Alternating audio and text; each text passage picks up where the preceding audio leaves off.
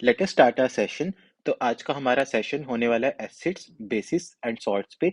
ये topic general science का one of the most important topic है जो फ्रीक्वेंटली एग्जाम से पूछा जाता है। So let us learn together. अगर हम एसिड्स की बात करें, the word acid is derived from the Latin word acidus और एसिरे, जिसका मतलब होता है साउर टेस्ट। साउर मीन्स खट्टा, जैसे कि लेमन, विनेगर। एंड ये होते हैं corrosive in nature, means this can rust metals. Metals में जंग लग जाती है। एंड हमारी स्किन को भी एसिड्स बर्न कर सकते हैं। तो एसिड्स को हम दो टाइप्स में क्लासिफाई कर सकते हैं। First are the natural acids and the mineral acids. Natural acids obtained होते हैं नेचुरल सोर्सेज से, जैसे कि fruits and animal products. Mineral acids are prepared from minerals. तो इन दोनों को हम नेक्स्ट स्लाइड में डिटेल में पढ़ते हैं। First are the natural acids, जिनको ऑर्गेनिक और वीक एसिड्स भी कहा जाता है। And these are obtained from natural sources such as fruits, animal products. For example citric acid, जो कि डिराइव किया जाता है फ्रॉम लेमन्स और ऑरेंजेस। सिट्रिक एसिड लेमन या ऑरेंजेस से डिराइव होता है। Next is the lactic acid, जो कि मिलता है साउर मिल्क या कर्ड में, lactic acid. Next is the tartaric acid, जो कि मिलता है ग्रेप्स और टैमरिंड्स और मैंगोज से। तो टैमरिंड होता है इमली।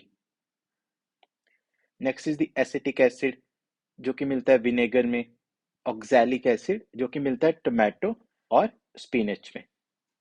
नेक्स्ट इज द एब्सॉर्बिक एसिड, जो मिलता है आंवला और सिट्रस फ्रूट्स, जो कि विटामिन सी में रिच होते हैं। तो पेपर में ये क्वेश्चन भी पूछा जा सकता है कि कौन सा एसिड विटामिन सी में रिच होता है, that is ascorbic acid. And the last is formic acid, जो कि पाया जाता है एंट की स्टिंग में, और इसे मिथेनोइक एसिड भी कहा जाता है। सो इस स्लाइड को आप 5 स्टार मान लीजिए। So this slide is 5 star because यहाँ से तो क्वेश्चन हमेशा ही पूछा गया एग्जाम पॉइंट ऑफ व्यू से। तो इसको हमें अच्छे से ध्यान रखना है एक एक एसिड को। Next are the mineral acids, जिनको इनऑर्गेनिक एंड स्ट्रॉन्ग एसिड्स भी कहा जाता है। First is the hydrochloric acid, जो कि प्रेजेंट होता है हमारे स्टमक के गैस्ट्रिक जूसेस में। हमारे स्टमक के गैस्ट्रिक जूसेस में प्रेजेंट होता है। And this is responsible for digestion and help करता है हमें डाइजेशन में। And it is used as a bathroom cleaner and used in the textile industry.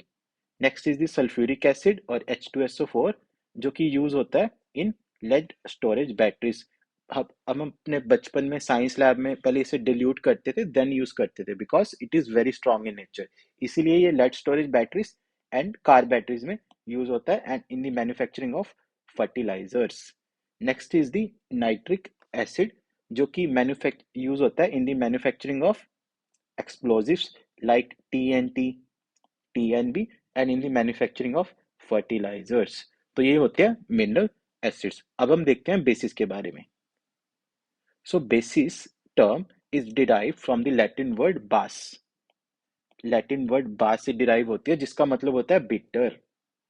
Bitter taste means कड़वा। और अगर इसे हम टच करेंगे तो सोप भी फील देगा, ये जैसे सोप करता है तो ऐसे ही फील देता है basis. And these are also corrosive in nature, just like acids.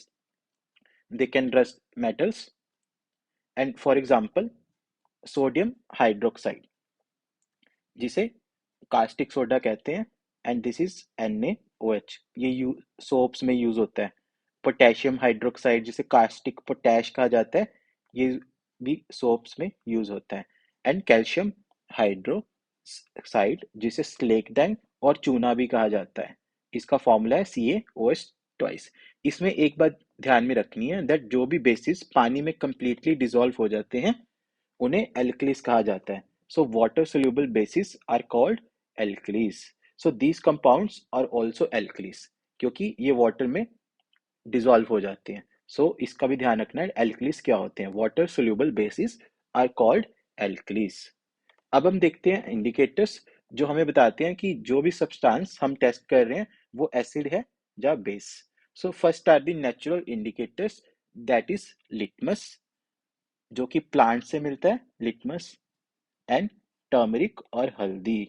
So indicators बताते हैं हमें कि जो भी हम सब्सटेंस टेस्ट कर रहे हैं, दैट इज अ एसिड और अ बेस।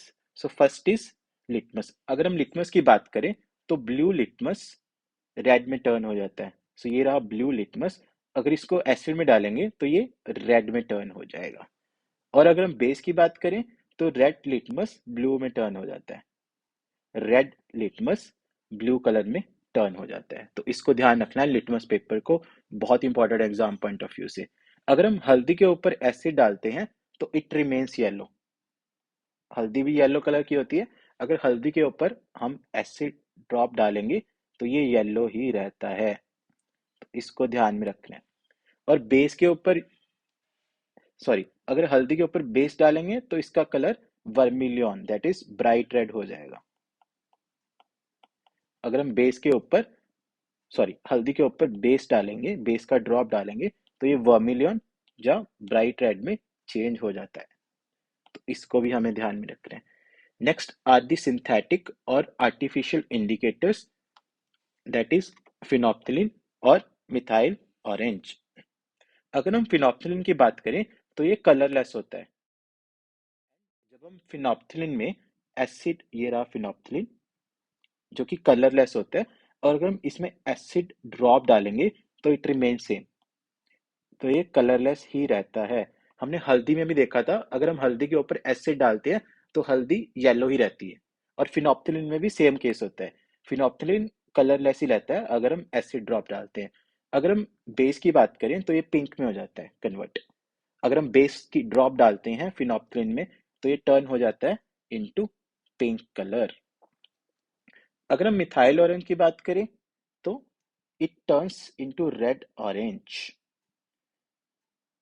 अगर हम एसिड की ड्रॉप को मिथाइल ऑरेंज में डालेंगे तो ये रेड ऑरेंज हो जाता है, और अगर बेस की ड्रॉप को मिथाइल ऑरेंज में डालेंगे तो ये येलो में कन्वर्ट हो जाएगा।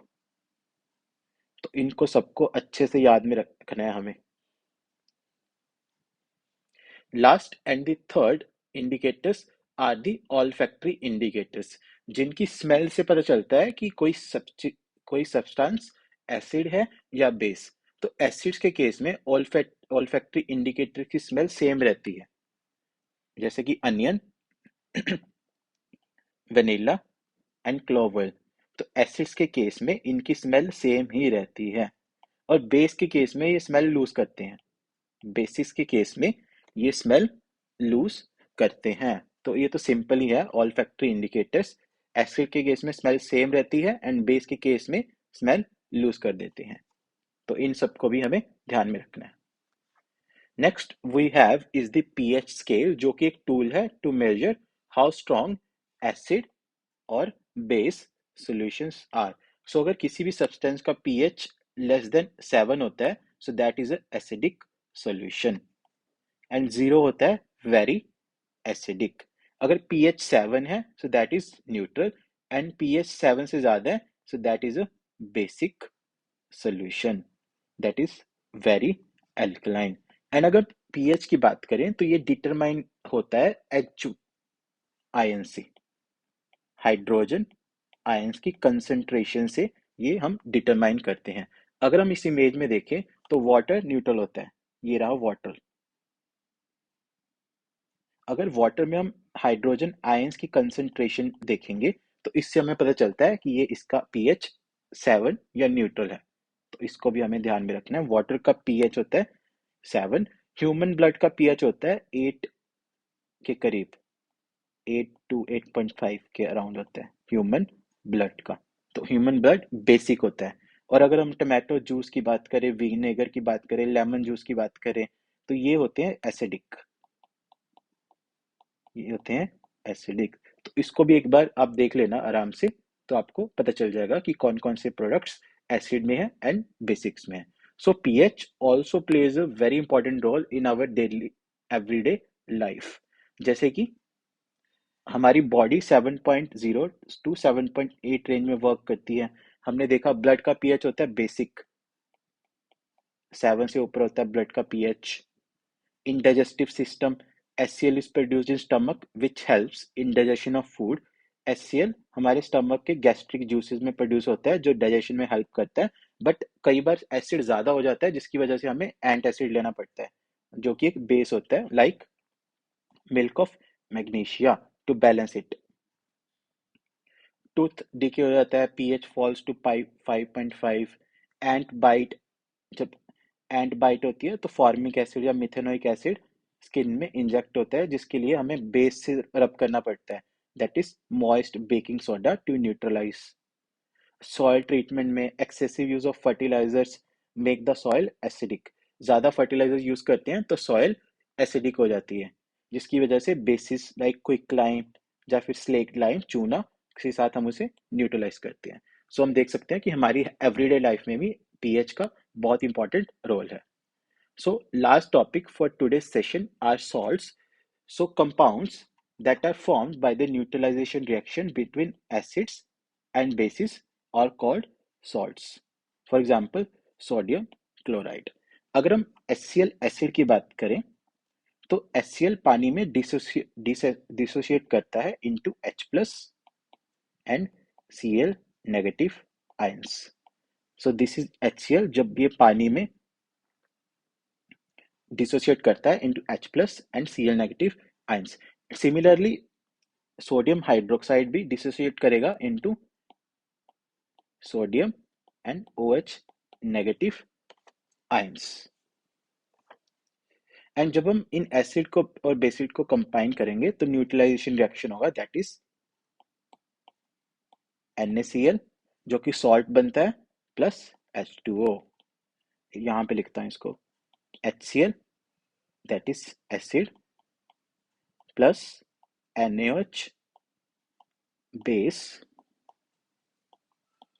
न्यूट्रलाइजेशन रिएक्शन होगा इनके बीच, बनेगा NaCl सॉल्ट प्लस वाटर। इस रिएक्शन को हमें ध्यान रखना है कि सॉल्ट कैसे बनता है, by neutralization reaction between acids and bases. अगर हम इंपॉर्टेंट सॉल्ट्स की बात करें तो first is the sodium hydroxide जो कि सोप्स एंड डिटर्जेंट्स बनाने में यूज होता है। NaOH, bleaching powder CaOCl2 to bleach cotton, linen. Baking soda जिसे हम सोडियम हाइड्रोजन कार्बोनेट भी बोलते हैं, NaHCO3, ये केक को बेक करने में यूज होता है, एंट एसिड्स में यूज होता है, एंड सोडा फायर एक्सटिंग्विशर्स में यूज होता है। वॉशिंग सोडा जिसका फॉर्मूला होता है Na2CO3.10H2O, सोडियम कार्बोनेट, ये glass, soap and paper making industry में यूज होता है। Plaster of Paris calcium sulphate dot half H2O जो फॉल सीलिंग्स में यूज होता है। अगर हम एग्जाम ट्रेंड्स की बात करें तो काफी एग्जाम्स में तो इनका फॉर्मूला भी पूछा जाता है। जैसे प्लास्टर ऑफ पेरिस का फॉर्मूला क्या होता है, जिप्सम जिसे हम क्वेश्चन में देखेंगे, उनके फॉर्मूलास पूछे गए हैं। तो इन फॉर्मूलास को भी ध्यान रखना है, जैसे कि plaster of Paris calcium sulphate dot half H2O, washing soda and baking soda, और इनकी प्रॉपर्टीज तो हमें याद रखनी है। Now let us solve some practice questions. Tomato is a natural source of which acid. तो हमने पढ़ा था टोमेटो कहाँ से मिलता है ऑक्सैलिक एसिड से, सॉरी ऑक्सैलिक एसिड मिलता है टोमेटो से। Brine is an, so brine होता है aqueous solution of sodium chloride, means high concentration solution of salt in water। अगर हम पानी में हाई कंसंट्रेशन ऑफ सॉल्ट डालेंगे तो उसे ब्राइन बोलते हैं। At what temperature in degree Celsius is gypsum heated to form plaster of Paris. तो कौन से टेम्परेचर पे जिप्सम को हीट करते हैं to form plaster of Paris, तो ये हीट होता है 100 डिग्री सेल्सियस पे। हमने देखा था प्लास्टर ऑफ पेरिस का फॉर्मूला। जिप्सम का फॉर्मूला देखते हैं, जिप्सम का फॉर्मूला ये होता है CaSO4.2H2O, सो ये होता है जिप्सम। एंड अगर इसको 100 डिग्री सेल्सियस पे हीट करेंगे तो इससे बनता है plaster of Paris, that is CaSO4.12H2O। तो इसको ध्यान में रखना है। Litmus solution is a dye which is extracted from, तो ये एक्सट्रैक्ट होता है लीचन से, जो कि नेचुरली पर्पल कलर की डाई होती है, जिसके बाद उससे लिटमस पेपर बनता है। लीचन्स जो कि नेचुरली पर्पल कलर की होती है डाई, और इससे बाद यहां से बनता है litmus paper. Aqua regia a mixture of concentrated nitric and hydrochloric acids is usually, तो ये होता है 1:3 नाइट्रिक एंड हाइड्रोक्लोरिक एसिड्स का कंसंट्रेटेड मिक्सचर। ये क्वेश्चन काफी बार डिफरेंट एग्जाम से पूछा गया है, सो इसको 5 स्टार रखना है क्वेश्चन को। Permanent hardness of water is due to the presence of chlorides and sulfates of calcium and magnesium is usually removed using। इसको परमानेंट इसलिए बोलते हैं बिकॉज इससे इसको बॉइलिंग प्रोसेस से रिमूव नहीं किया जा सकता, and we need sodium carbonate sodium carbonate to remove it, और इसको बोलते हैं वॉशिंग सोडा। सोडियम कार्बोनेट को वॉशिंग सोडा भी बोलते हैं, that is Na2CO3.10H2O। Temporary hardness of water is due to the presence of carbonates and bicarbonates of calcium and magnesium is usually removed using। तो इसे टेम्पररी बोलते हैं because इसको boiling process से रिमूव किया जा सकता है, परमानेंट को नहीं किया जा सकता। इसको या तो हम बॉइलिंग से या हम कैल्शियम हाइड्रोक्साइड से भी रिमूव कर सकते हैं। बॉइलिंग यहाँ पे ऑप्शन नहीं था, तो या तो फिर इसको कैल्शियम हाइड्रोक्साइड, जो कि चूना, जिसे हम चूना भी कहते हैं, कैल्शियम हाइड्रोक्साइड, तो इसको भी हमें ध्यान में रखना है। So that is it for this class. Please like, share, subscribe and comment your feedback. Thank you and best wishes for your exams. Jai Hind, Jai Bharat.